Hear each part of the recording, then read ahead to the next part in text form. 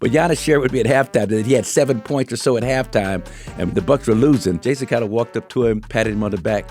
You're having a great game.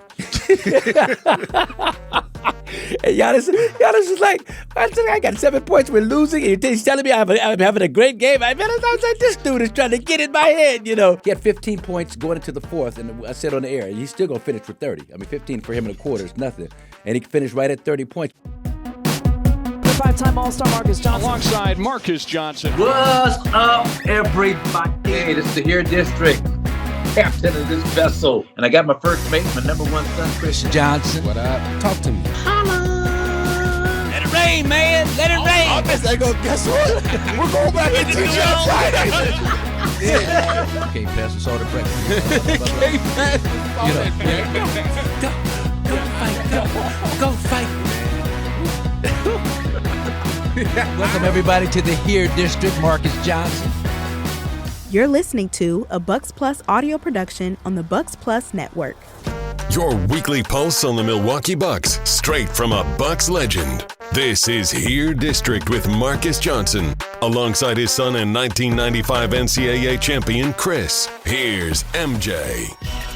Hey, welcome to Here District, the fantastic voyage. I am the captain of this vessel, Marcus Johnson, joined by my son, Kris Johnson. What's up, Kris? What's up, MJ? It's all good, man. Where can, if the people want to hear the Here District, man, what shall they do? Well, they got to subscribe to the Bucks official YouTube channel. You can find us there. Okay.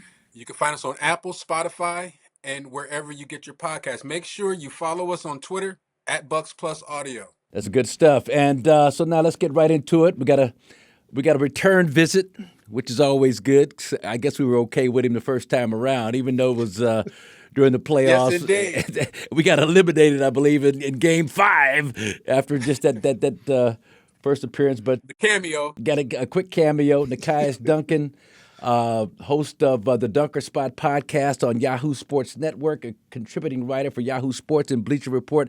Thanks, man, for coming back. Welcome to Here District, Nekias. Thank you for having me back. I will try not to be a bad luck charm, I suppose, this time around. Yeah. Hopefully we got a little bit more staying power on this trip, but always a pleasure to chop it up with y'all. Absolutely.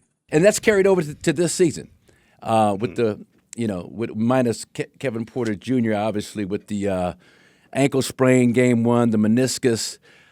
And that's where I want to start, Nekias. I mean, how much do you think his return in 3 weeks, a month, whatever it's going to be in terms of when he's ready to get back on the floor, how much did that injury hurt the Bucks, and what does him coming back, how much will you think that will help the Bucks? I think it's been interesting watching Milwaukee navigate the absence, because I think with him being out, that has naturally provided more of a runway for Ryan Rollins, who gave good minutes last year and has just completely taken off this season. He's been one of the best stories in all of basketball, honestly, with the way that he's played on both ends of the floor. So you have that runway. And I think in relation to KPJ, whenever he does make his return, I think you immediately feel it in the non-Giannis minutes. Just having another guy that can generate some offense for you when Giannis does have to take a break, I think would be a big bit for the Milwaukee Bucks, who I think as of recording, the offense is around 20 points worse per 100 possessions when Giannis goes to the bench. That is not a tenable number for a team that has serious playoff aspirations. So if nothing else, having another ball handler, a guy that can get busy and pick and roll, a guy that can score in isolation, it should take some of that pressure off of those units when Giannis isn't on the floor. All right, the old cliche, look into your crystal ball, but what does Doc do once KPJ returns? Who's the odd man out? Who's the odd man out? Ooh, I don't know if there has to be an odd man out. Like, I wouldn't mind him in the second unit with Cole Anthony, see how you can kind of stagger that way. But if you do want to incorporate him back into the starting unit, like, I would guess it's probably Gary Trent Jr., because I don't think you take AJ Green out with the way that he shot the ball, and something that we talked about the last time we were on, the screening chemistry that he has with Giannis and the way that they can invert things and put pressure on defenses. I wouldn't want to take that part away. So if he's going to remain a starter, I think he takes Gary Trent Jr.'s spot. If not, I don't mind easing him in with the second unit. Kris? Well, I mean, I just feel like there's the way the Bucks offense kind of has their lulls and stalls, and the metrics show that they're not doing well. Things like 4 seconds in the shot clock. That tells me, like, you need a KPJ in that starting lineup because of his ability to create and break down guys. For me, when you talk about the odd man out, I mean, it's got to be Cole Anthony as far as getting minutes reduced at this, point in the season. If KPJ were to come back, I don't know how long he's going to be coming back. You But mean like you mean Cole, Gary Trent? You mean Gary Trent, not Cole? well, I don't mean the like he's going to replace in the Oh, you're starting talking about lineup. overall minutes. Yo, I'm talking okay. about minutes. I'm talking Yeah, about minutes. okay. I'm talking about Okay. minutes. I think a drastic reduction in Cole Anthony's stuff, more like concerted efforts to get AJ Green better looks. Like I don't think he's shooting it enough. I mean, that's a guy got to get at least, 10, 12 threes a game, in my opinion. I mean, Yeah. good looks and not Yeah. just afterthought looks, like those type of looks. We can talk about this, a little bit later, but just the concept of this whole Doc Rivers, Eric Name did a great piece on it. The all bench lineup, the non, where he's Yeah. keeping Giannis and Miles.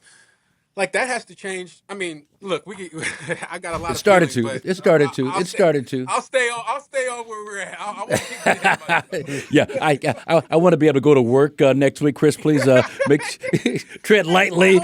Tread lightly with the critiques, please. I'll be getting emails like, "Yeah, can you tell your son to chill the hell out?" Jesus Christ! No. I'm just being facetious, but I'm leading to a point here, and I want to get you guys your take on this. Nekias first, and you mentioned AJ. Now, and we talked about this, Kris, at the start of the season. Teams are targeting AJ and his lack of size. When I say that he's 6'4", I mean he battles, he fights, but oftentimes against these talented wings in this league, and Eric Name mentioned this and may have pointed it out in his 12 things to know about the Bucks after 12 games, but AJ has 19 first quarter fouls. I think there's like 2 or 3 players in the league with more than 10. He's got 19 first quarter fouls. And so it seems like opposing coaches, the guys are saying, okay, kid's a great shooter, but, this ain't football. You don't get to come out after offense. You got to play some defense. And the way the refs are calling his fouls when he's being aggressive physically, trying to stand guys up, trying to battle down in the – I mean, he's not getting any calls. I mean, they're calling every single – and they're contact fouls. Don't get me wrong. There's contact. It's not like he's not touching guys. He's battling. He's fighting. I don't know. So and here's my hypothetical. What if – now, if AJ, you took him out of the starting lineup, just for now. I'm not even talking about KPJ. Mm-hmm. I was just thinking, how would he perform with the bench crew? And what if you brought a guy like a Amir Coffey into the starting lineup at 6'7", defensive-minded, not looking to – doesn't need the ball, doesn't need to shoot, can shoot 40% from the three-point line last year. I don't know. Do you think we're at a point now where you need to consider some kind of way to protect AJ in terms of him being able to establish some rhythm by staying on the floor? And I just see his the molecular structure, like I like to say, in his face. He's getting frustrated early, and I don't know if that's starting to carry over into him shooting not as well as he's capable of. So I don't know. What's your thoughts on that? Just the AJ and the foul, the 19 first quarter fouls. Let's start there and then roll with it. Okay, that's one heck of a stat pool. First and foremost, it kind of reminds me of, just putting the Heat hat on very quickly. It kind of reminds me of that Duncan Robinson era.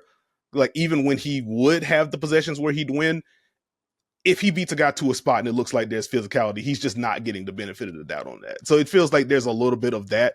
And I feel like a lot of players and a lot of shooters, period, just kind of have to battle through that rep.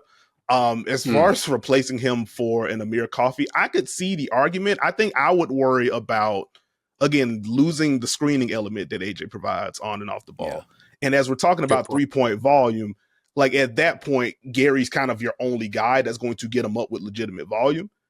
And if teams are more comfortable being physical with him, or they're switching any of the off-ball stuff that they're running with Gary, like Amir hasn't been high volume guys. Yeah. So I kind of worry about what that means for, what does that mean for the Giannis touches now? Do we see him? He's been one of the most double team players in the league this year and for many years in a row. Yeah. But this year it's kind of gone up. Do you see that rate get even higher now if AJ Green goes to the bench? And so I get the argument for getting AJ more comfortable, saving some of those fouls. If he's in the second unit with like a guy like Cole or something like that, maybe he feels more free to get shots up that he normally wouldn't take while he's sharing the floor with Giannis. But I feel like too much of the too much of the shot profile, too much of the overall diet would shift. Not that it couldn't work, but I don't know if I'd feel comfortable with making that move. It's a straight. I'm just pulling it out the depths of my behind. I'm just throwing some stuff out there. I was just kind of driving over here thinking about, I always think about like what you can do chemistry wise to kind of change pull a rabbit out my hat. The depths of your behind. Pull a rabbit out my behind. But so I was trying to think like if you did because that stat that Eric Name pointed out, 19 first quarter fouls, and nobody else was more than a couple of guys were just around 10. It's just crazy. So I'm like, well, do you need to protect him more from himself? And so I don't know, Kris, where do you go with that? Well, I mean, I don't know. I like his value on the floor. I don't, I like it. Regardless of if he's fouling or if he's, not making shots, he still has that gravity aspect that is still going to help open things up. I think Doc figuring out kind of, like when I'm looking at the synergy, the Bucks transition below average this year versus last year, very good. I think figuring that part out, is like, how do we get more looks, more easy looks in transition? Obviously, when they get in the half court, they've been one of the better teams in the league in half court, but I think they have to work too hard. I think they have to work too hard to get buckets on offense every time down. It feels like they're working too hard, and I don't know if that's taken something away on the defensive end, but, I think that's like, if you had to, what are the top kind of, after 12 games, couple of factors that we need to tighten up? I think transition would be obviously number one. And then the little things after timeouts and last 4 seconds of the shot clock, when frankly, Dame Lillard last year, last 4 seconds, I mean, that's Dame time. That's when he was able to create. That's when you had a guy that had a little bit more confidence in his on the ball, break you down, get a jumper up stuff than Ryan Rollins currently does. So I think figuring that part out is going to be really interesting as far as the next 12 games and how the Bucks are going to rebound from this. And Doc's talked about, just the lack of ball. This is kind of a recurring thing with Doc in press conferences after game. We don't after the Charlotte game, and we didn't move the basketball and blah blah blah. Yeah. But that Charlotte game showed me something, and Doc mentioned it. Doc started off the press conference saying, AJ and Gary Trent need to really have a serious appreciation for the value of Giannis after that game. There is just a level of randomness during regular season basketball. And I think broader strokes with this Bucks team, and I know we were going to get into it, it really kind of highlighted where they've had their missteps defensively this year and how inconsistent they've been as they've made some tweaks to how often they want to switch, where they want to send help from, when they want to send it, and those kind of things. And I think with a team like Charlotte, that has been a pretty good offense all year long. They've been elite with LaMelo, but naturally he's been out.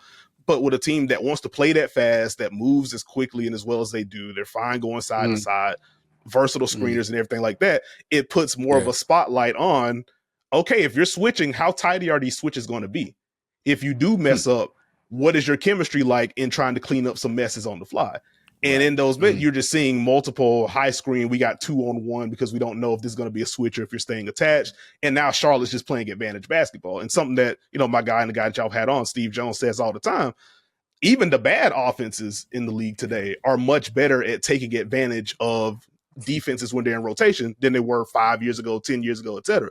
Anybody can get you kind of on that hamster wheel if you're not tidy. And so I think there was just a lot of Charlotte playing with tempo, early screening actions. Sometimes we're staying attached. Other times I think you're switching, but you're not really switching. Now it's 2 on the ball, and now it's just pinging all over the place. So it's just an area that Milwaukee has to be tidier with overall. Well, and that's a great point, Nekias. And I call it. I know this is totally non-politically incorrect or correct or whatever, but be careful, MJ. This ADHD generation of, because you walk through this stuff.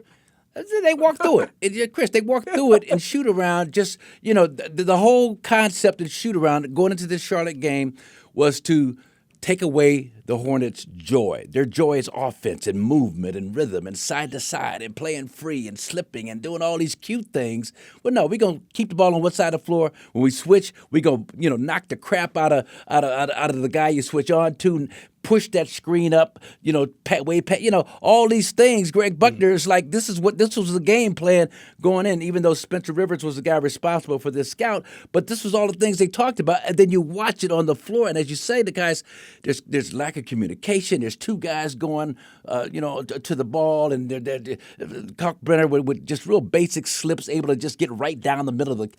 I mean, and I understand coaching is a lot more sophisticated than back in my day, and Charles Lee is a really bright young coach who I really, really think is going to be successful in this league. And so you get some misdirection to start off, But God, I mean, I don't know. I mean, I could go belabor the point, but you get what I'm saying, man. It's just to your point, Nekias. I mean, it's just the breakdowns, and that's been a season-long plague for this team. It's just.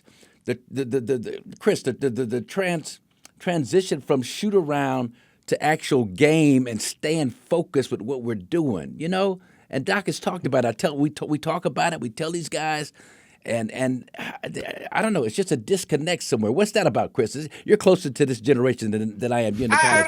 What's going on? What's that about? I don't know if it's generational, man. I don't know if it's just these guys. I don't maybe the defensive. Acumen for this particular group when they're together, man, like they haven't gelled. They haven't figured out that chemistry. I mean, MJ, did every team you play on, you guys just gelled automatically from day one? Did it take you some time? I'm sure that, some of the best defensive units are going to take a little time. I'm not saying this crew's going to be one of the best defensive units, but to be serviceable, not be 29th, to not be 29th in whatever rebound percentage, and not be 27th and sending opponents to the free throw line every game. I mean, you got to start with the fundamentals and basics on defense, right? I mean, even at the highest level, it's got to be about blocking out, technique, finding the man. And then it's also going to be about playing defense without fouling. Now, I know the officials haven't been necessarily, cool to the Bucks at all this season. It's been some really janky stuff, but that shouldn't, affect, how you, go about your business on the defensive end. So I think they just got to start with the fundamentals, man. Get back to the basics. Doc needs to strip this thing down. Just get back to basics, man. Simplify some things for guys so that they can get on the same page. I'm curious to see what simplifying the defense would look like within this context, because I think one of the things that I was kind of excited about this year, just kind of looking at the roster, I was high on Milwaukee coming into the season. I still am. It's like, okay, I think this is going to be naturally on offense, a lot of Giannis shooting around them. They're going to take more threes. That kind of speaks for itself. Defensively, I thought this was going to be a team that switches more than they did last year with the personnel that they had. And I was more so thinking they'd switch more 1 through 4.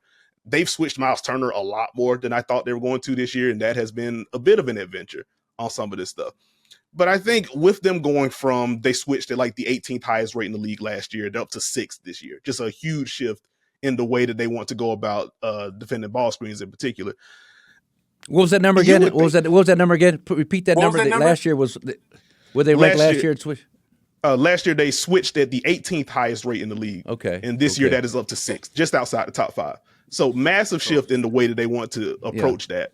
And so you would think, or at least I would think, okay, that is kind of simplifying things. We're just going to keep the ball in front. We want to stay attached to shooters. This is the second year in a row where we're not allowing a bunch of threes, or a high percentage of threes at the very least.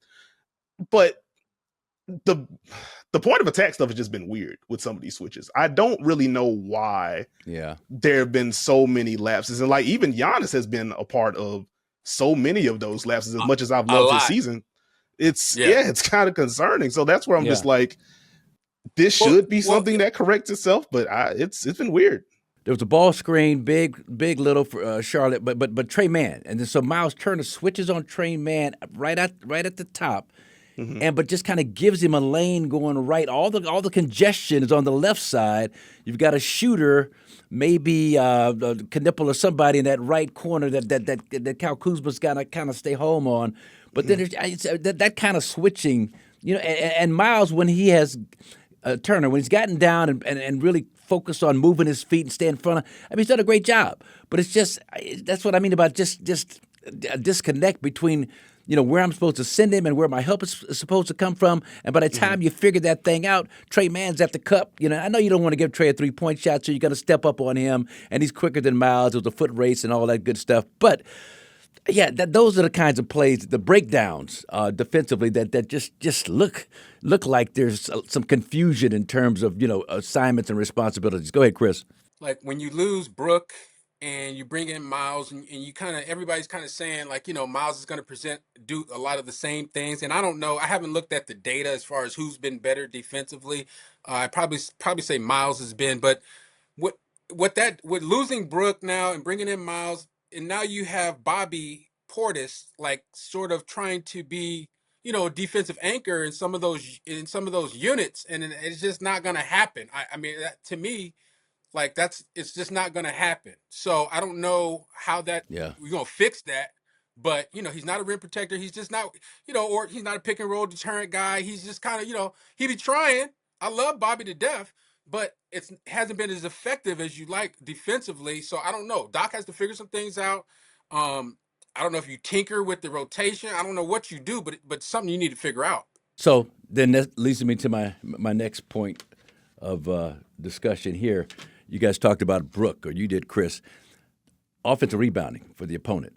I mean, God dang. And the thing about Brook, and I was pointing this out to some of our people, broadcast people, media people at the back of the plane where we sit. Sometimes there's meals, sometimes there's not, but it's all good. But no, we were talking about the offensive rebounding. Dave Kane, our radio guy, who was a radio guy in Virginia with Tony Bennett when they won the national championship, he's seen some good teams.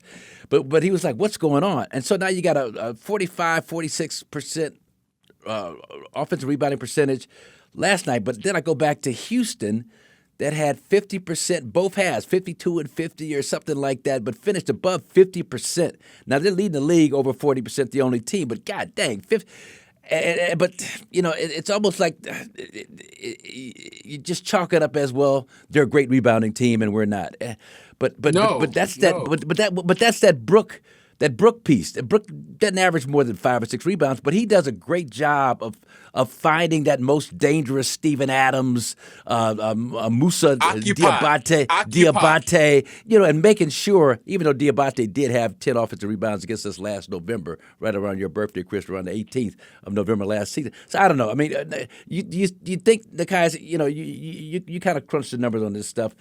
How much will that continue to really, really hurt the Bucks if you give a team 14, 15, 20 offensive rebounds like the Rockets had when we played them? I'm glad you hit on the rebounding, because I was going to if you didn't. Like, that's been a real big problem for Milwaukee this year. Last year, they were 6th in defensive rebound rate, so doing a great job of ending possessions. You mentioned the Brook of it all, the way that he's able to box out and clear space for Giannis and others to kind of roam in and get those boards.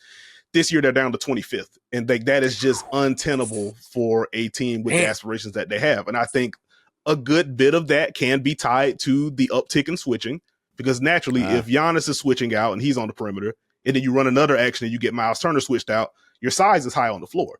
And so even if you're able to force a miss at the rim, which the Bucks are also allowing more shots at the rim than they did last year, now you're just getting those second opportunities because Giannis is out of frame, Miles Turner is out of frame. And again, we talked a little bit about Giannis and the defensive things from him this year. Sometimes he's in frame and he's not finding bodies. Like, again, little things that I trust Giannis can clean up when he really revs up. But as part of the collective, he's not always holding up his end of the bargain on that front. And that's where you get all these extra opportunities on top of that. And so I wonder, circling back to your point about simplifying things defensively, do we get to a point where Doc is like, okay, let's dial back some of the switching. We're just going to keep all these ball screens on the side, or we're just going to go to more drop coverage. We just have to make sure that one or both of our bigs are just close to the basket to solve this problem. We don't have the best screen navigators overall, but we just have to pick a poison. It's either going to be we live with the screen navigation or whatever it is, but we're ending more possessions, or we're going to continue to switch like this. We're going to limit the three-point attempts, and we just have to do our best on the offensive glass. Like, I think that's kind of where an inflection point may come with this Bucks defense. Yeah, and Doc talked about that second unit in particular not rebounding well, and I think he was asked, well, how do you change that? It's like, well, hey, either you rebound or you don't. But I'm wondering, and Kris, jump in on this too. So the Bucks are playing more possessions of zone defense this year. They played about 4.5% defensive possession zone. I think it's up to about 6 or 7%. I mean, it's an increased amount. That old adage, Kris, about it's tougher to locate box outs and locate bodies in a zone. Yeah. I mean, does that factor into that, or is it just what? You tell me. I don't know. I've never subscribed to that. I always felt like you could rebound better in a zone. Yeah. But you cannot win in the NBA giving up this many offensive rebounds and Extra not securing possessions, the extra possession. possessions. Give these guys It's extra as talented it's as these extra guys shots. are. Yeah, and oftentimes that's a 3-point shot because that's that high volume 3-point deal that everybody's Kick out. going to now. So you get a steal, you get an offensive rebound. It's an automatic 3. And like the Trey Mans against Charlotte the other night, I mean he killed us on a couple of. I mean, you know what I mean? It's so yeah. I mean, but that's. I don't know. I just can't chalk it up to, well, you know, I don't know. It just seems like it's like you're saying, Kris. It's do you go bigger? I mean, he went with Dallas. He went with Giannis, Bobby, and Kyle Kuzma, like all 12 minutes in the fourth quarter, along with Ryan Rollins and I forgot who else is in there. But I mean, is that? Yeah, is that? I want to get Nekias' take on that. What you think about the big lineup, Nekias? I am intrigued by it. It's one of those, I don't know how often I want to see them go to it. The question I was going to pose to you as you were talking about the second unit is like, how much Jericho Sims do you want to see? Because I feel like it's been very spotty minutes for him. Like certainly has the size, it has the vertical, but like still a more slender body that could be moved around a little bit. I wonder how much you want to see more of him. But I guess just overall big thoughts. Yeah, I mean, I like Jericho a lot. I mean, you know, one thing he does, and he did it on a couple of occasions against Charlotte. If he can't get to it, he's going to, he's going to tip it out. They may regain possession or whatever, but he's going to fight as hard as a Musa Diabate fights, for that rebound. Now, whether or not the quickness factor plays into him coming up with a rebound or not, but now offensively, are you playing 4-on-5? Because. You got to find ways to involve him on roles, creative ways as a roller. I'm not even crazy about him as a short roller, just having to make a decision. Right inside the free throw line and the dotted on the move. Now he's got it. Now, the jury's still out for me on that. He's got to be a vertical threat whenever he's in the game, man. You got to be looking for him and throwing it up and letting him go get stuff. Like that has to be his sort of role when he comes in the game on offense. Get the crowd hype. If we're at home, if we're on the road, whatever, shutting up the crowd. Like get Jericho some dunks. I mean, he doesn't have the greatest hands, so like, and he can't really shoot it like that. But so you got to okay, if we're not confident in him doing that, well, at least throw it up there 2 or 3 times. I've always wanted to see him and Giannis work. Giannis kind of working and throwing that lob to him from the short corner, from the dunker spot. But again, you got to do something, man. Now, just Dylan Carter just handed me a stat here. So the combination of Giannis, Kuzma, and Miles are a 30.2 net in 35 minutes together. That do anything for you guys? Is that your close? He doesn't. Has Miles been a closer? Sporadically, not. I mean, in Dallas he wasn't on the floor. It was Bobby, Giannis, and Kuz. But when you guys, when you hear numbers like that, and those are the kind of numbers that they were talking about with Kevin Portis Jr. and the triumvirate, Gary Trent and AJ, and Doc started that unit, Game 5. I mean, what does that say to you, Nekias, when we hear 30-plus net in 35 minutes on the court together? Shake up in order, or just a redistribution of how you use these guys during the course of a game? I think if nothing else, it kind of raises the brow. Like something that I had in my notes is we were going to talk about Giannis and Miles Turner. Giannis has played 89 minutes without Miles so far. The Bucks have outscored teams by 30 points in those minutes, about a plus 13 net rating in those groups. And so as you mentioned, that 3-man grouping, like that obviously fits into that window as well. And so for me, it's like, okay, when can we get to that look more than anything? Like, I don't think that should be the automatic, this is the closing lineup all the time. Like, if you're facing Houston, can we get bigger and do that? When we are facing Orlando, can we close a game like that? Like, that's more of where it's like, okay, it's worked. Can this continue to work against these types of teams? And then from there, if that success continues, all right, well, let's try it against these smaller teams and see if we can win the possession battle there. Let's build some counters to see how teams are guarding us. Can we build some stuff out? So then, as you add that data, you get into the playoffs, like, oh, we know in the back pocket, we can go to this counter if we need to. Like, I'm all for that kind of experimentation, but 35 minutes, I need to see a little bit more before I'm ready to have a firm take on it. Yeah. How much do you experiment though? Like, if you're Doc, like in the next, say, 5 to 7 games, how much of this group are you going to throw out there at what points of the game? Like, are you trying to get these guys together to close the half, to close to close the third? Talk to me about that. I think because, again, y'all follow the Bucks closer than I do, but it feels like it's been like Giannis plays the first 7-8 minutes, takes a little break, comes back in at the end of the first. That's kind of been like the split for him. So like I think you can kind of time it out like in the first quarter or just end of quarters or start of second, that kind of thing. I think you can kind of slip those minutes in, especially if you are not like a fan of the all bench units that they get into. So when you get into some of the Giannis centric stuff, like that's when you can kind of sprinkle that in. So like I don't mind it. And again, it's going to probably be more like opponent based for me with that alignment in particular to anything, but that's probably when I try to sprinkle it in. Nekias, you have a chance to watch the Dallas Maverick game? I don't know if you did or not, Kris, but man, so it was such an interest. It was fascinating, the mind games that J.Kidd was playing with Giannis out there, and I said it on the air that he's trying to rent space in Giannis's head. And at a certain point, when Jason called a timeout late in the game, Giannis is like, I'm giving you an eviction notice. You got 24 hours to get your crap out of my head. Can I get my security deposit back? No, get your crap out of my head. But to that point, and Giannis shared this with me at halftime. He told me that he had like 7 points. What Giannis did in that first quarter, Kris Nekias, he didn't shoot at all. Had a couple of normal jump hook. Kind of almost could get to the rim on a layup. He didn't take one field goal attempt. That hadn't happened since 2022, 2021 or something. He didn't take one field goal attempt in that first quarter. And I thought it was to prove a point. It's like, okay, Jason, I know you're getting ready to do something, but I'm going to show you that I'm not, I'm a different person. I'm not going to come out here and win the battle and lose the war, score 50 and we lose. I'm not going to take this personally. And so he came out as a passer, which was beautiful. Came out the second half attacking, whatever.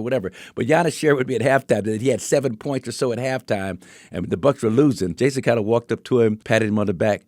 You're having a great game. And Giannis is like, I got 7 points. We're losing. And he's telling me I'm having a great game. I was like, this dude is trying to get in my head, But then Giannis was able, and the play that exemplified it more so than any other to me was when Gafford kind of bulldozed him down real aggressively, and as opposed to Giannis complaining or fighting or getting up, and he just stayed down. Just got right. He collected himself. He went to the free throw line and hit his 2 free throws. And to me he had 15 points going into the fourth, and I said on the air he's still gonna finish with 30. I mean, 15 for him in a quarter is nothing, and he finished right at 30 points. But did you have a chance to watch any of that, man? And just it doesn't surprise you, I'm sure, that J.Kidd would take that approach. Yeah, it's almost like Jason Kidd and Giannis have a prior relationship or something. It's kind of, it's kind of funny. But no, that was a funny bit. And I think even to that first half, as you were talking about, the way that he came out as a passer, like it's a very loud spotlight on just the kind of playmaker and the kind of thinker Giannis has grown into over the past few seasons. Like he has long been one of the most prolific rim attackers that we have in the league. But the fact that he's been able to grow the passing package the way that he has to where he's manipulating defenders now, I can displace you with these passes. Like he just does such a good job of reading the game. And I don't know if he gets enough credit for that aspect of it. And the fact that he can have that kind of self-awareness to, I know I'm going to get doubles, so I can kind of play my post possessions to goad you into these doubles and make these plays, have this kind of approach. And then if it isn't working, all right, let me just put my head down. 12 free throw attempts, does not matter. You can't stop me from getting to my spot. Knowing that you just have that baked in is such a luxury that not many other players in league history have had. But the fact that he's able to tap into the playmaker side, the thinker side, and then also, I am the most unstoppable force in the league. You can't do anything about this. Let's just go home right now. It reminds me of that old saying about how your parents of all people know how to push your buttons better than anybody else because they installed them. So Jason and Giannis talked about, when he hit that big three and he pointed at Jason, it's still unclear exactly what he said, but afterwards he said, Jason wouldn't allow me to shoot any jumpers. He really stopped my development as an outside shooter, but based on the fact he told me not to shoot. So you can see, like you're saying, there's some prior baggage going on, even in Giannis's mind.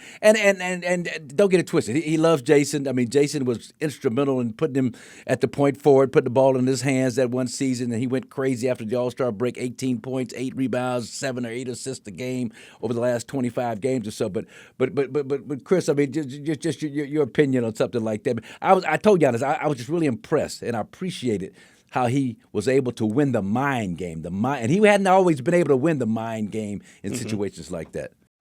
No, I think that's what we've seen just with the evolution of Giannis. Like he's starting to win the mind games. I mean, we saw him lose the mind game a little bit last year.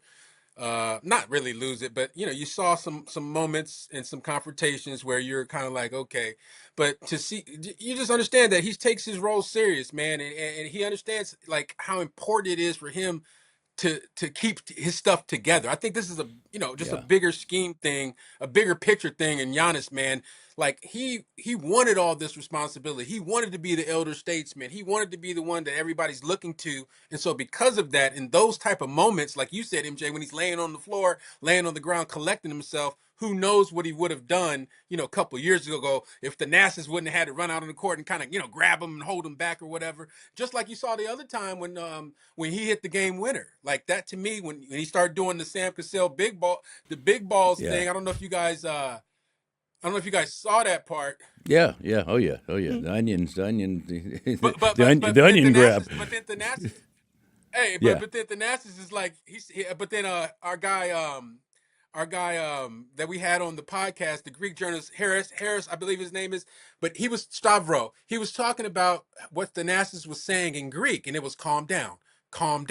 And to me, you saw kind of Giannis kind of chill, but that to me, that's growth as a leader. And it was indicative of that in the Dallas game as well. So kind of wind down here with the, I don't want to say a dose of reality, but man, the Joker had 52 points or whatever the other night. He's averaging like just triple double again. So as well as Giannis is playing, I mean, Shea is OKC. Who they beat by 20? The Lakers. They killed somebody the other night. Yeah, the Lakers the other night. I mean, blew them. I mean, as well as Giannis is playing, Nekias, does he have a shot to finish first? Let me put it that way. But even like, can he bump the Joker or Shea out of the first and second spot the way they're playing? Well, this is a funny one for me because Giannis was my preseason MVP pick. So like I am inclined to say yes, he absolutely can. Yeah. If Jokic is doing, like he's converting like nearly 80% of his shots inside the arc, it's just nonsensical what he's doing, averaging the triple-double. The Nuggets are winning. They're elite on both sides of the ball. Like he's been part of that. The Shea of it all, like OKC might just win 70. Like it's it's one of those things. I need Giannis first and foremost. Let's make sure that knee is okay. That's just 2 games now that he's missed with the left knee. I want him to be healthy first and foremost. But beyond that, like I need the defense to ramp up for him because offensively it kind of speaks for himself. The scoring, the playmaking, like low volume, but he's making threes this year. Like that part is just going to be there.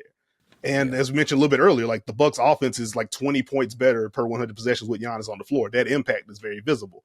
The defense has just been kind of negligible in terms of like the net rating. It's pretty much the same with him on or off. And like that is well beneath the quality of defender that Giannis has proven to be throughout his career. So like you want to see more impact there. You don't want him to be as part of as many like breakdowns as has been the case so far this year. If the defense ramps up, you can get into Bucks top 4 seed, on-off splits are ridiculous, box score numbers are ridiculous, and then, hey, he's having a better two-way season than Jokic. He's having a better two-way season than Shea. Like, that's kind of how you'd have to build that argument, because otherwise, what those two are doing, what Luka, I guess, sans that game against OKC, what Luka's been doing, what Wemby's been doing, like, it's going to get tough in that regard. Yeah. For sure. I mean, you can only can control what you can control. And then finally, I mean, the Eastern Conference, as we record today, there's like 7 teams within a game of each other. I mean, any of these teams you think are playing way over there? I mean, can the Sixers sustain it with the Maxey and Edgecombe, the way they're doing their thing, and Embiid kind of sporadically? Can the Heat continue? Norman Powell is showing that he's legit and for real. The Raptors are playing better. The Bulls had that great start. The Magic is starting to play. I mean, who do you see kind of sustaining top 5 level play in the Eastern Conference, and who may be kind of fading as the season progresses? Ooh, well, I think in terms of who's rising, like it is a positive. One, this Detroit start. We're talking about in division here, but like this Detroit start has been incredible. And this is with teams blitzing Cade all over the place. They haven't gotten the best 3-point shooting around there, but their defense has been incredible. That foundation should be pretty consistent for them. I don't know if they're going to be the 1 seed, but I think Detroit is just firmly going to be there. Cleveland, as they've gotten healthier, they're going to continue to stack wins. The New York Knicks, top 10 on both sides of the ball so far this year. The offense is opened up. The defense is still good. Like, I think they're going to be there. That's probably your core 3 right now, and that's where you get into Milwaukee 4.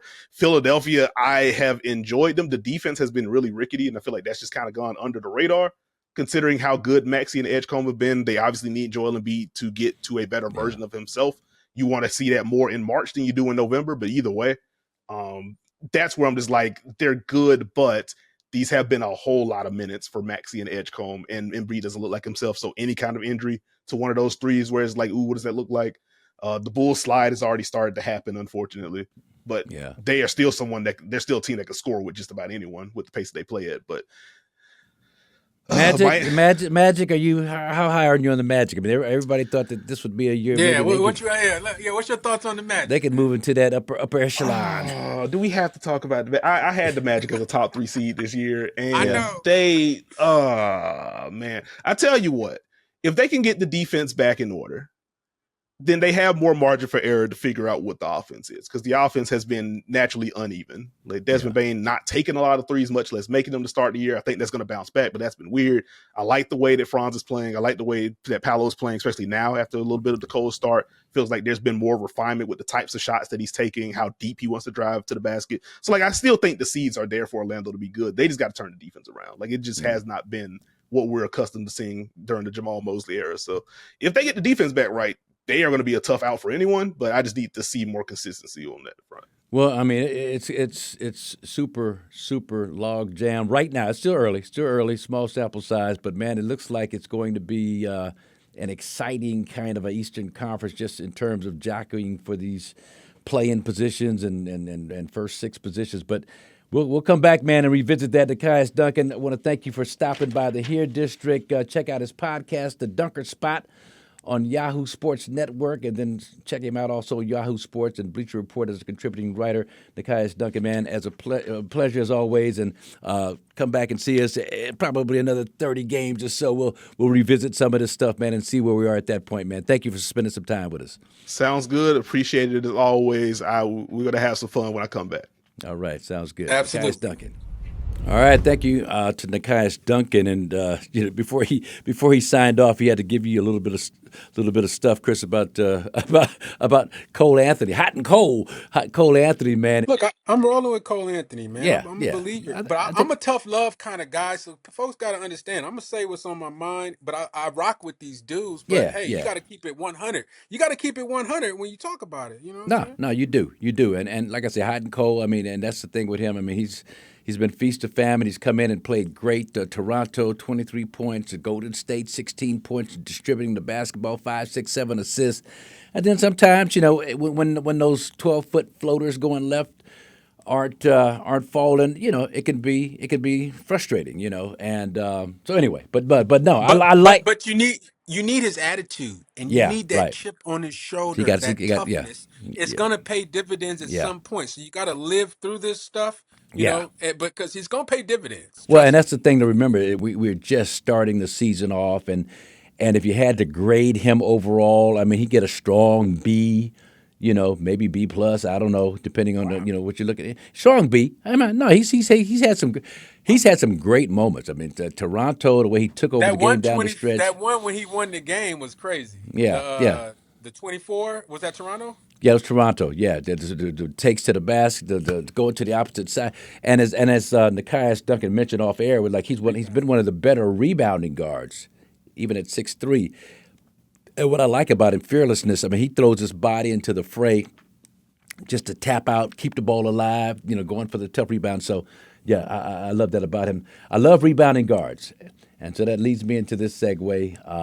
One of the better rebounding guards in the game when he played, and just one of the better all-around players, passed away a few days ago. Really good friend of mine, Michael Ray Richardson, a.k.a. Sugar. And it's funny, Kris, how – not funny, but that's not the right term, but my mind is all over the place right now thinking about Michael Ray. But the reports had him like being recently diagnosed with prostate cancer. And so everybody kind of assumed that, he was diagnosed within the last few months, and all of a sudden now he's gone. Well, I sent him a text. I sent a text on the cell phone number, and just with the hopes of reaching somebody monitoring the cell phone. And so his wife actually got back to me and said that, and I asked her about the prostate cancer and how he was recently diagnosed, and was that the cause? And she said that was actually diagnosed with prostate cancer, Kris, in 2015, 10 years ago. And Oh, wow. Yeah, 2015 was when he was diagnosed. Now, in terms of it, I don't know how it happened. Maybe, it calmed down and then came. I don't know, but it was 10 years ago, and so that's just a message to men of all races, but especially African American men. When you get about 50, next week, couple of days from now, when you get about 50, it's time to just check yourself out and stay on top of that. And I think 50 is the age, or 60, maybe it's 60 is the age that they say that because it can linger and you don't even know anything is going on, and all of a sudden. Well, how about if you've already been on top of it, or how about guys that are already doing that? Like, shout out to them, stay on top of it. If you're Yeah, not, stay on top of it. then Yeah. get on top of it. Yeah, Like, no, because I'm telling you, and I'm close to 70, and I'm talking from personal experience. It ain't no joke, having to go through the whole process that you have to go through. But back to Michael Ray Richardson, man, he was one of my favorites, Kris. I don't know if you knew this, man, but we played against each other when he was a freshman at Montana, and I was at UCLA. Judd Heathcote? I was a sophomore. Judd Heathcote was the coach. We narrowly beat Montana. Now, Michael Ray wasn't the reason why they were able to hang with us. They had this little 6'3", 6'4" white forward named Eric Hayes, lefty, had 33 points against. He lit us up. But I remember interacting with Michael Ray, from Denver, kind of UCLA against Montana. His eyes were wide. It was one of those situations. Reminds me when we played the University of Denver when Sinbad was at the University of Denver playing basketball. This big red afro brother at half court talking trash to me and Richard Washington. Richard Washington, you ain't nothing. Michael Johnson, I'm going to take you to the hole. I'm going to dunk on you, fool. But Michael Ray was in that same mode, not as over the top with it as Sinbad. But that was the first interaction that we had. And then he dominated in the Big Sky, the Big Sky Player of the Year 3 years after that. He was a guy, Kris, that when Judd Heathcote moved on to Michigan State and got Magic Johnson, Judd has said this, Coach Heathcote has said this, that Michael Ray Richardson gave him that experience of coaching a big 6'5" guard. Magic's 6'8", 6'9", but Michael Ray was his first kind of project at the point guard in terms of a big guard. But Michael Ray, man, Kris, 4-time All-Star, 2-time All-Defensive First Team, Comeback Player of the Year in 1985. Steals leader, led the league in steals and assists in the same season at that time, and there's been like three players to do it over the course of the history of the league. Stockton, him, and who else? Stockton, Slick Watts, who passed away within the last year. Don Boosie, really, really good player for the Phoenix Suns back in the day, and Chris Paul. And so those are the guys that have done that, led the league in steals and assists. But here's my deal. So we know, and if you don't know, so Michael Ray Richardson had issues with cocaine, like a lot of us did back in the day. He was went through 4 or 5 rehabs. He was banned from the league in 1986. They had the lifetime ban back then. Tested positive, repeat drug test. But the league reinstated him, Kris, in 1988.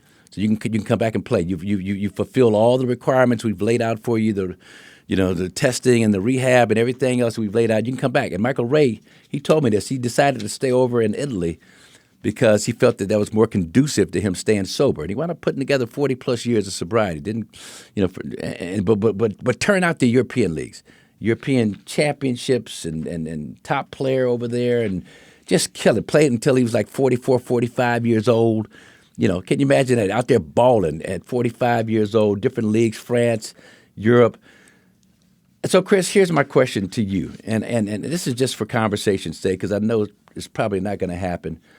But when you look at like the Europeans that are in the Hall of Fame, Dino Menahin, never played in the NBA, great Italian league player, played for Rome, I believe, or one of those great teams over there. Šarūnas Maršalonas, the great Lithuanian player, my teammate with Golden State for my cup of coffee with the Warriors. Tony Kukoc, who's really good, solid, third, fourth wheel for the Bulls, second wheel. I mean, had some good years in the NBA, but not just total domination level. Drazen Petrovic was an up-and-comer.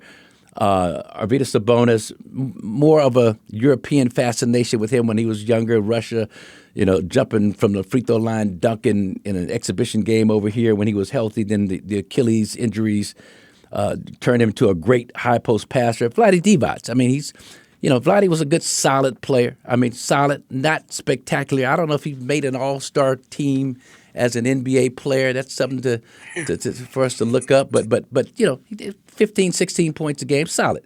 15, 16 points, 3 packs of cigarettes a day. Played in one all-star game.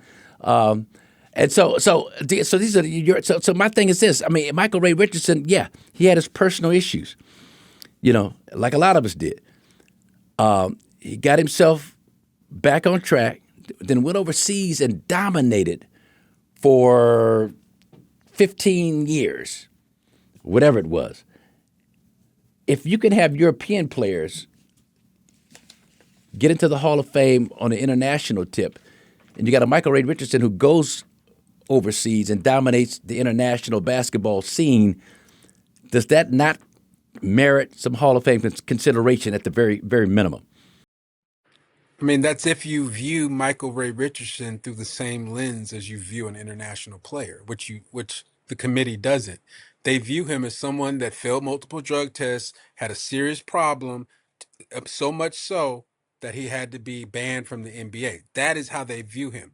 Now, how much credit he's been given for his recovery, for making it back, for transforming his life, for being sober, and for playing 44 years. I mean, for playing, X amount of years, it's not a lot of credit. It doesn't dominate the headlines. He has this thing about his career, in my opinion, that will always follow him. It's like stigma. anybody from that. It's a stigma. Yeah, a stigma. It's you too. You have it. All the guys that went through stuff have it. Chris Washburn. I can name all the guys, man, and you all okay, but a certain level of stigma from that people seem to can't get over that are making decisions about Hall of Fame. Right, but here's the point. I mean, so and that's as factual as it gets. But you got a Chris Mullin who went through alcohol rehab as an NBA player. You got a Bernard King, very well documented substance use disorder issues. David Thompson. I mean, you got guys in the Hall of Fame, and those are the ones that just publicly we know about. I'm not going to throw anybody under the bus in terms of all the guys that are in there that were, doing drugs back in the day. Everybody, there's a lot of people doing drugs back in the day, but those are the guys that we know about publicly. So that stigma didn't keep them from being elected into the Hall of Fame. But I'm just saying with Michael Ray Richardson, if you look at the fact that he was reinstated in '88, decided to and then again, for me, it gets into this too, Kris. As opposed to looking at drug addiction as a moral failing, a lack of willpower. I mean, it's a recognized disease by the American Medical Association. Addiction is. And it's a chemical imbalance. It's all this endorphins and all this stuff, dopamine and all these terms that are way above my pay grade to talk about. Right. But if he was reinstated, decided for his health's sake, he's not going to come back into the NBA, and then dominates, not just plays overseas until his 40s, but dominates. Right. I'm just saying. I think you're operating from this. It's a wonderful, what do they call these? Like utopian kind of a view where everything is gravy. It's not like they're never going to view it through those lenses, MJ. Well, I'm saying, but that's the problem. What that says is that if this is That's how stuff is set up. if this is if this is a medically diagnosed disease, I like agree. cancer or diabetes or something to that effect, why should it be held against a guy who not only overcame it and stayed sober 40 plus years, but also dominated overseas, then came back to the States, coached in the CBA Coach of the Year, and the CBA Coach of the Year, I think in Canada with one of their professional leagues or whatever, but also mentored. I mean, you look at a guy's body of work. I could see if he, was banned, never came back, and then died this tragic death as a down and out drug addict, alcoholic, and But the way, if you look at the totality of his life and what he was able to contribute to the game of basketball, so man. that to me means something. That the voters, whether they will or not, they probably won't, as you say, but that's something that's worth something. I wish that the voters saw things, or the people who are in the positions to make decisions for things like the Hall of Fame saw things through these lenses, MJ. But the reality is they do not. So they look at things like addiction, in my opinion, like something that, okay, you could say it's a disease. I don't think they look at it like that. They look at it like y'all made a choice to get high, get faded, do what y'all did. Y'all made that choice. It wasn't this is, he got caught up with cancer or he got AIDS because he was doing something. This was like, this isn't. So it's going to take a while before folks look at it like that. And my Michael Ray Richardson experience, man, was so amazing because I had went overseas after UCLA on a tour team, and we were playing in France, in Marseille, and it was a big Marseille tournament. I ended up playing against Luis Scola. I gave Scola like 17 and 11 in the tournament for one of the top teams in Spain. But Lionel Hollins was my coach. So we fly over to Marseille, we chilling. Lionel tells me because he knew the connection, obviously Lionel and you.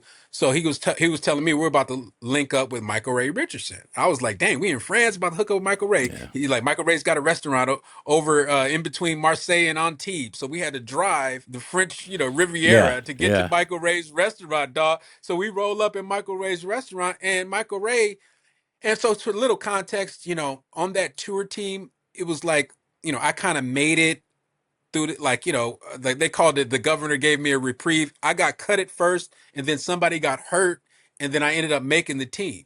And so when I got over there, I was going through, they were kind of trying to treat me like, like boo-boo, and how I am with pride and things like that. When people disrespect me, you know how I get. So I'm dealing with that over there from Lionel.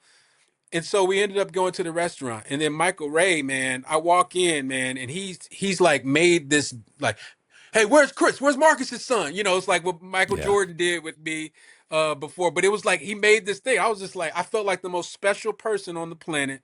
Yeah. He made me feel like $1 million. We were sitting in the middle of France talking about back in the day, how cold you were. So everybody, Michael Ray, he just talked about how cold you were. So we sat there for 30 minutes talking about how cold you were. Yeah. But at the end of the day, man, it was just such an experience that like I ended up having like one of the best tournaments of my career after that conversation with Michael Ray. Got your head right, got you pumped up and feeling. He got me right. Feeling good about yourself and your game. Back to myself, bro. Michael Ray, bro. And so that was my experience with Michael Ray. And then I would suggest everybody go back and listen to our podcast that we had with him last year. Yeah. It was a very riveting episode. It's deep. It's it's very it's a lot. It gives a lot of insight into the man that he was. Rest in peace. And that's my point. It's just what he was able to accomplish. I mean, that's another essence of greatness. You know what I'm saying? I mean, it's one thing for a guy to be on the stage straight and narrow. And trust me, I mean, a lot of these guys, Hall of Fame or not, I mean, everybody had their vices. Everybody back in the day, everybody was doing something, whatever, gambling or women or drugs or alcohol, whatever it was. But MJ, it's about who doesn't get caught and who can maintain the public image and not have no police tickers going where you get caught up in USA front page. It's like we say in LA, don't get in the system. Once they put you in the system, you're forever in the system. But my point is that just from a personal level, knowing him, what he overcame, to get banned from the league, and New York City, New York Knicks and Golden State and the New Jersey Nets at the time. Yeah, I mean, to get banned, and you can imagine just the depression and the self-hatred because you've let everybody down. But to bounce back, and then not only bounce back, but bounce back with a flourish, man. That's what I respect so much about him. I'd say one of the funniest moments we had was in Japan.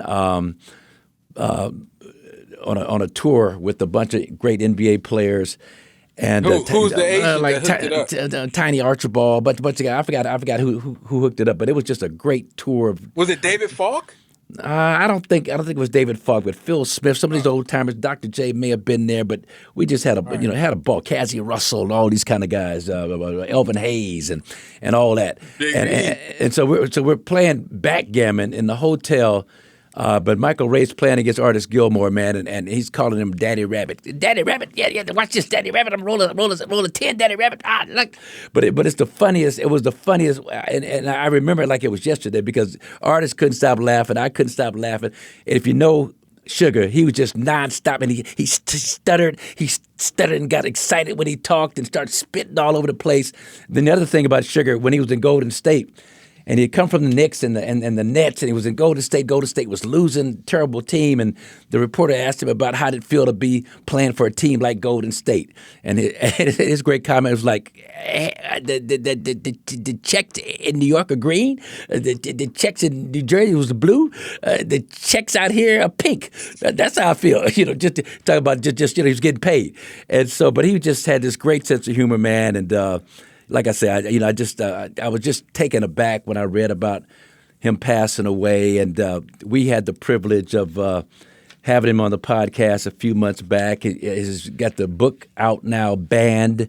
If you want a good read, please pick it up on Kindle or wherever you can pick up your reading material. But we had him on a podcast, man, and it was just. It was just for me, just a really great reunion to be able to recount some of the stories and some of the times that we had, both good and bad. And so, Michael Ray Richardson, man, one of a kind.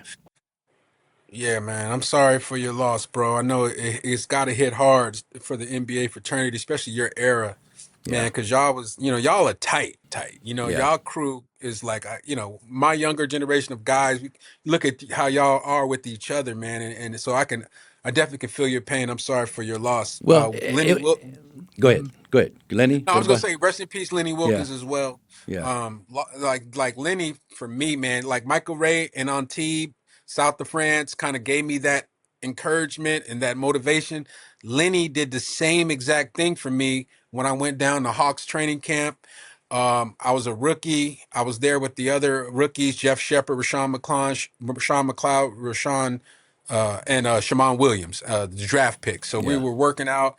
We were in some runs, man, and I was having just an incredible day, incredible week actually of just running the floor, scoring, to the point where Lenny had really said anything to me all week, and on the last day, he pulls me over to the side and he tells me literally verbatim, and nobody's gonna believe this, but he literally told me, he said, "You run the floor like my old teammate John Havlicek. It's unbelievable." And I was just like, yo, what? And I had to go and find out. I think I asked you that. I had to hit you up like, yo, the Havlicek, was he a good runner? And you like broke it down on Hondo. And I was like, whoa, that's what Lenny told me, dog. So rest in peace, Lenny Wilkins. Rest in peace, Michael Ray Richardson. Yeah, and rest in peace, Richie Adebayo. Richie Adebayo. Richie, he's this thing goes in threes. So I'm trying to, hey, angel of death, stay away from me because you got your three already. But no, Richie Adebayo, long time assistant coach in the WNBA championships, in the media for a number of years, and he was the first one to go, and then Lenny, and then Michael Ray Richardson. But it's been a tough week for us ballers from that era. And to your point about the bond that we have. And a lot of it had to do with the different eras. So there's no private jets. It's commercial. So you stayed overnight. You had to catch the first flight out the next day if you had a game the next day. But a lot of times we hung out together. You know, so Yeah, but that's a good point. me, Sam Lacey, Cliff Robinson from USC. I can just remember all, Marvin Barnes. I remember in Buffalo. We stayed at the same hotel when he was playing for the Braves, and my rookie year playing with the Bucks, and just hung out together. Probably snowing more inside the room than outside, but it was a good time. It was a good time. But just those kinds of moments when you think back on, man. What the hell? when you well, hey, you said we got to keep it real, right? Got to keep it 100%, man. But that was the era. That was the era, man. That's more inside the room that was the era of the late 70s, early 80s. I mean, and cocaine was a thing. Yayo. Cocaine was that yayo was flowing. It was a big time thing, man. And this is a family friendly podcast. Yeah. Well, yeah. But this is a real talk. This is real talk. Yeah, it's real talk. And young people, I'm not encouraging you. I'm not advocating. I'm just telling you. Just take it from me. You don't want to go down that road. It leads to absolutely nothing. It turns out from good times to a nightmare real quick. And so anyway, but Michael Ray Richardson, man, I love the guy. I don't know if you knew this. He played high school basketball at Manual High School, the same school that produced Larry Farmer, number 54 at UCLA before I got there. You're number 54. You're 54. Josiah's 54. Shiloh's 54. Cyrus is 54. Will Johnson 54. Jordan didn't volleyball 54. Your daughter, yeah. Josh, Mo. Yeah, that's Josh and Mo, and that's our number. But anyway, so Michael Ray Richardson, though, man, just a special friend, person, and to me, just an example of resilience. And how to bounce back from adversity and embrace life and make something good out of life after a really, really tumultuous, frustrating, depressing episode, and to show that it doesn't have to end like that, that you can bounce back and flourish. And he finished with a freaking flourish, Kris. He finished with a flourish, and that's what I love about him. He just a zest for life, and I miss him. I wish we'd have spent more time together. He had Otis Birdsong for years, and even to this day, I know last summer they were doing camps in Harlem for underprivileged youth for like years and years together. From their days, they started when they were with the New Jersey Nets back in the day. They were the backcourt. They're still tight. Remember, because Otis was on the pod. He made the cameo on the podcast. Yeah, that's right. They were doing a camp, right? And Otis was like, they were doing the camp. And so Michael Ray brought Otis in. Go check out the episode. It was an amazing, unreal episode for real basketball, NBA basketball heads. Yep, check it out. Michael Ray Richardson. Rest in peace. Man, before we let you go, just tell us what you're doing now. You and Otis, I mean, just in terms of what you guys are doing, how you're giving back and helping out kids. We have a company called Ball Stars Youth Camps, and we've been doing it for the last 15 years, where we go across the United States doing free basketball camps for underserved kids, and we average about 150 kids a week. Wow! And what we do is, it's not only basketball, but we teach the kids life skills. Yeah. So and it's been just unbelievable, bro. And I would imagine you share a lot of your experiences, both good and bad, in terms of what you went through. Of course. And how are the kids today receptive to your story and your background? I mean, a lot of kids are, but there's a problem with like the marijuana stuff, because at one place they say the marijuana is legal, and then they say it ain't legal in certain different cities, right? Right. But what I try to explain to them, alcohol is also legal. Yeah. But if you really think about it, alcohol is the number one killer in the world. Mm. Okay. And there's liquor stores on every corner. Yeah. But that don't mean that you got to go out and drink. Right. You know what I mean? Yeah. Well, look, man, I'm just so thrilled that you're doing is the kind of stuff that you're doing, man. And I really believe, you deserve some serious consideration for the Hall of Fame, man. And hopefully it'll happen one day. I mean, Marcus, I thought about it, and my mind is this: with my basketball resume, I should be in it, because my personal life had nothing to do with what I did on the basketball court. Right. 100. Well, and I'm gonna tell you a quick story. When I didn't make it for the second or third time as a finalist, I forgot which. I was taking my daughter to a basketball tournament down in Orange County, about 45 minutes away. I dropped her off. Before I was going to go in, my phone lit up and it said Clyde Frazier. I was like, oh boy, this is the day after I didn't get in it. I got to answer this. I'll be late for the game. So I say, what's up, Clyde? He's like, man, F these MFs, man. F these mothers, man. F these mothers. I didn't get in. They did, man. They don't define who you are as a player and as a person. Right. Do not allow them to define who you are. And it was one of the most inspirational calls. Same to you, brother. Same to you. Yeah, but you're 100% right, because let me tell you something. Those people who are choosing people or who are voting people don't have a clue, bro.